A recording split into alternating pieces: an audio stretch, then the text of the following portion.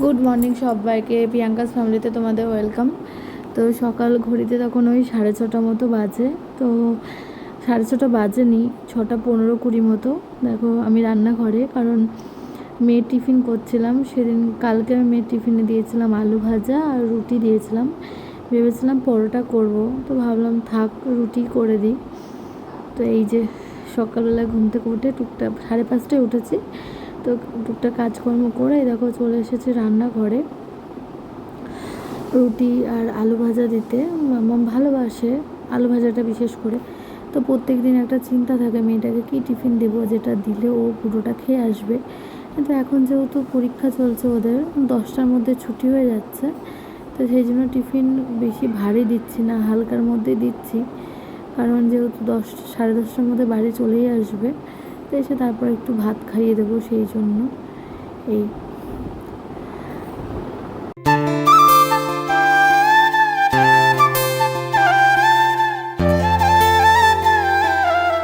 তো গাইস, আজকে তোমাদের কাছে টপ 5 ব্যাকগ্রাউন্ড মিউজিক নিয়ে চলে এলাম, আর তোমরা এই মিউজিকগুলো পাবে ডিসক্রিপশনে।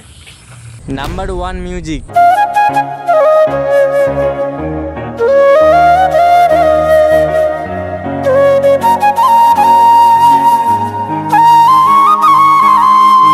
তো 2 নম্বর ব্যাকগ্রাউন্ড মিউজিক।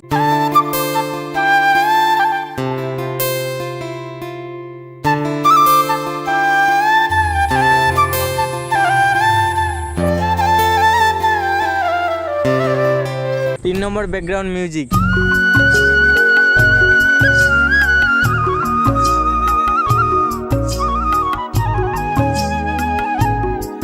এরপর চলো 4 নম্বর ব্যাকগ্রাউন্ড মিউজিক।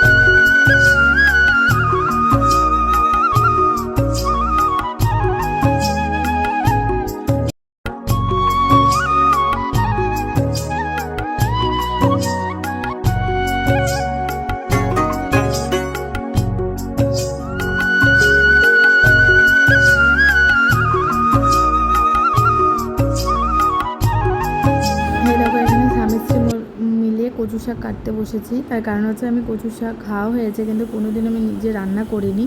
তো বাড়ির সামনে দিয়ে একটা দাদু যাচ্ছিলেন, তো বর নিয়ে বললো নাও খাওয়া তো হয়েছে, কিন্তু আজকে তুমি রান্না করো। তো এবার এই কাটতে যে কী ঝামেলা, রান্না করতে অত কষ্ট নেই, কিন্তু কাটতে বাছতে যে কী ঝামেলা, তার মধ্যে হাতটা চুলকোচ্ছিল। দিয়ে বর বললো দাও আমি একটু তোমাকে হেল্প করে দিই কিছুটা। তো সত্যি কথা অনেকটা হেল্প করে দিয়েছিল। দিয়ে দুজন মিলে কচু শাকটা ছাড়াচ্ছিলাম। যাক, এটাই একটা মজা আলাদা দুজনের মধ্যে।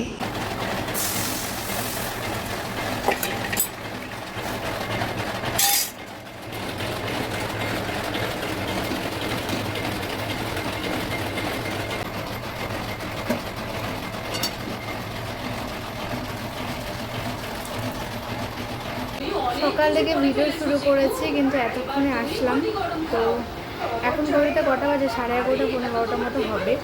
তো সকালে কখন খাবার করেছি, সবার খাওয়া হয়ে গেছে, আমি খাইনি। মানে সত্যি কথা বলতে গেলে আজকে সময় পাইনি আমি এখনও খাবার। তো আগে ভাবলাম যে না, কাজগুলো সারি। তো এখন দেখবে খাবে কি, খাবো কি। এই দেখো এখানে রুটি নিয়েছি, ঠিক আছে, মামামের জন্য রুটি টিফিনে করেছিলাম, রুটি নিয়েছি, আর দেখো চা নিয়েছি, ঠিক আছে, এটাই খাবো। সকালে ভাতটা খাবো না বলেই আমি ওদের সাথে ভাত খেতে বসিনি, নাহলে মামামের সাথে এক পাতে খেয়ে নিতাম। তো এখন এটা শান্তি করে খাবো। তারপর ওর বাবা আবার আসার সময় মাংস নিয়ে আসলো, তো এখন আমাকে রান্না করতে হবে।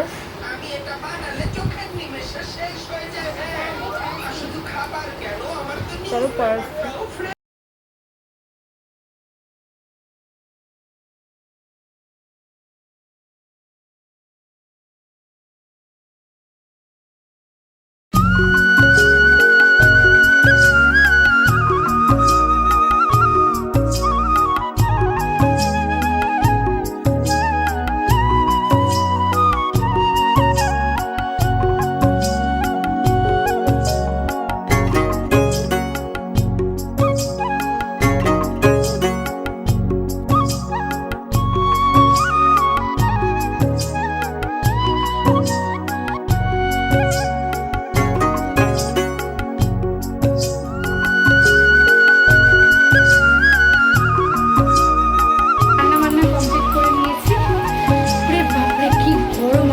যেমন গরম তেমন রোদের তাপ।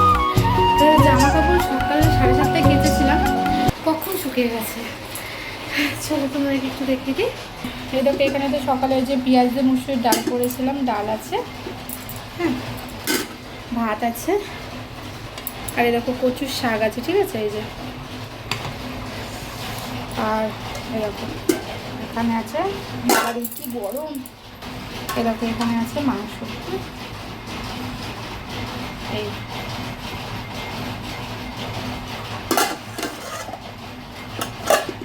এই রান্না বান্না। আর সকালে তো পটল ভাজা করেছিলাম, ডিম সুদ্ধ দিয়ে সব খাওয়া হয়ে গেছে।